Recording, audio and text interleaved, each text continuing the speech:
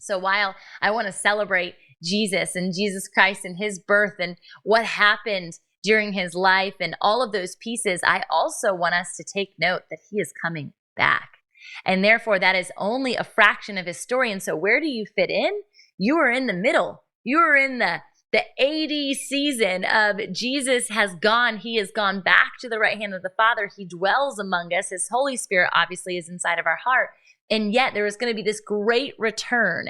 And in the great return, only a few will actually be taken in to this new lens of humanity, which is ultimately going to be this spiritual relationship with Christ in what is referred to as the rapture. So this is a lot. And people who are like, what is happening? I just wanted you to tell me about baby Jesus.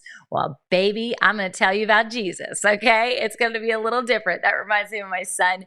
He used to say baby in lieu of maybe. And so he would be like, hey, baby, can we go to get ice cream later? I'm like, yeah, baby, we can. It was a maybe. You meant to say maybe, but it was the cutest thing.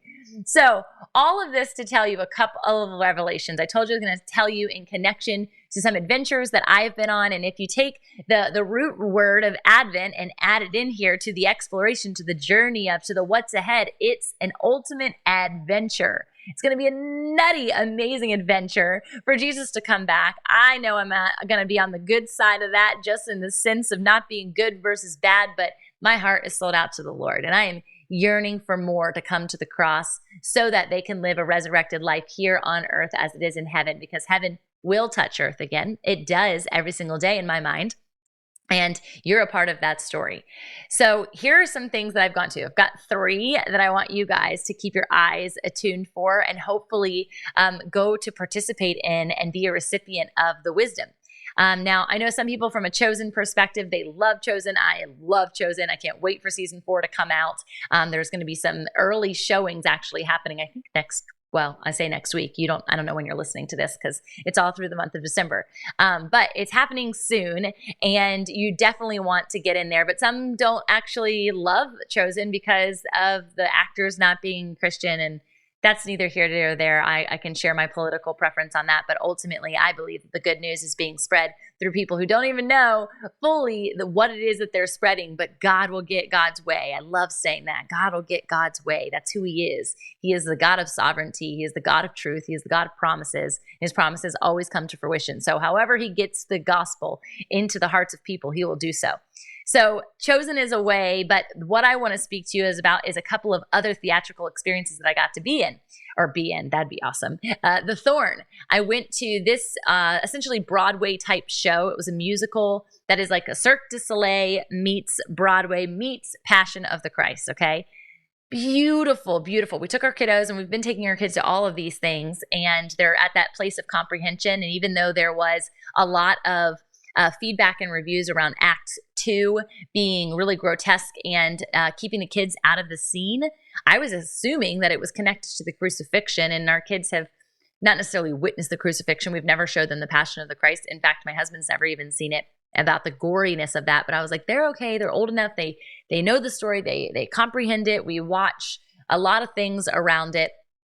And it actually wasn't that was scary, you guys. What was scary was the devil. What was scary was Satan and the way in which he walked and the way in which they portrayed the enemy and the demonic nature of his minions. It was so horrific. And so much so that Waverly wouldn't even look. She was just putting her eyes into my side.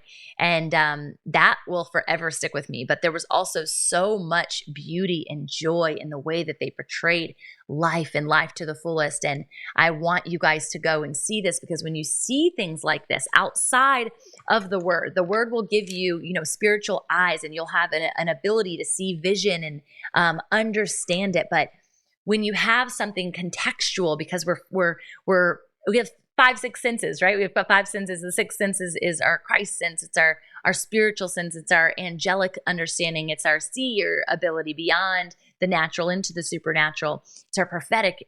But when you have your hands on something, when you can understand it in that lens, it gives the word a way for it to come alive. It's why we love Superbook so much in our home, as a training tool for our kiddos on how to live life and how to face regular everyday challenges. So if you don't watch Superbook, I encourage you to do so. It doesn't matter how old your kiddos are. It is a cartoon, but it is so rich with the word, and it really brings to life my practices and my teaching for them. I mentioned the Thorn. Make sure you get to the show. It's unbelievable. And there was laughter inside of it, and they brought it to life in such a fun way. And yeah, I encourage you to go. I won't give away all the good details.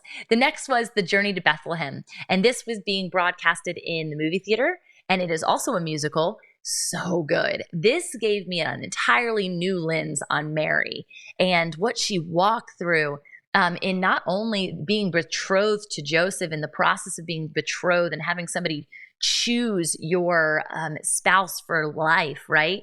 But the dreams that she was giving up in order to be betrothed and what that looked like. That was just this beautiful expression of humanity and doubt and worry and the fact that she was flesh, right? Like, even though she was chosen, and one of the things that she said when Gabriel came to her was like, but me, I'm just a servant. Why me, Lord?